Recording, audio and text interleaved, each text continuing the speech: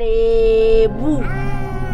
দীর্ঘ ৩ বছরের অপেক্ষার পর অবশেষে জয়া আহসান অভিনীত আলোচিত সিনেমা ফেরেশতে মুক্তি পায় গত ১৯ সেপ্টেম্বর দেশে প্রেক্ষাগৃহে। তবে সিনেমাটি হলে খুব একটা সাড়া ফেলতে না পারলেও এবার দর্শকদের জন্য আসছে নতুন খবর। আগামী ২ নভেম্বর থেকে বঙ্গবিডিতে দেখা যাবে ফেরেশতে, অর্থাৎ এখন ঘরে বসেই দেখা যাবে এই সিনেমা। ফেরেশতে হলো বাংলাদেশ ও ইরানের যৌথ প্রযোজনায় নির্মিত একটি ভিন্নধর্মী সিনেমা। ছবিটি নির্মাণ করেছেন ইরানি নির্মাতা মুর্তজা অতাস জমজম, যিনি এর আগেও মানবিক বিষয়ভিত্তিক চলচ্চিত্রের জন্য পরিচিত।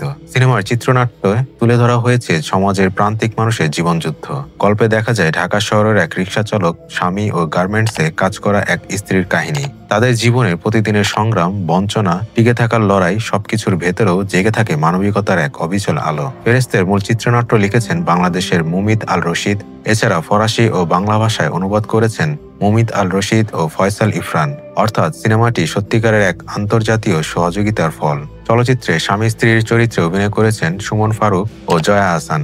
এছাড়া আরও রয়েছেন শহীদুজ্জামান সেলিম, শাহেদ আলী, রিকিতা নন্দিনী শিমু, শাহিন মৃধা ও শিশুশিল্পী সাথীসহ আরও অনেকে। ২০২২ সালে নির্মাণ শেষে ফেরেশতে ঘুরেছে একাধিক আন্তর্জাতিক চলচ্চিত্র উৎসবে এবং সেখানেও পেয়েছে প্রশংসা। ৩ বছরের অপেক্ষার পর এবার ডিজিটাল পর্দায় নতুন জীবন পেতে যাচ্ছে ফেরেশতে।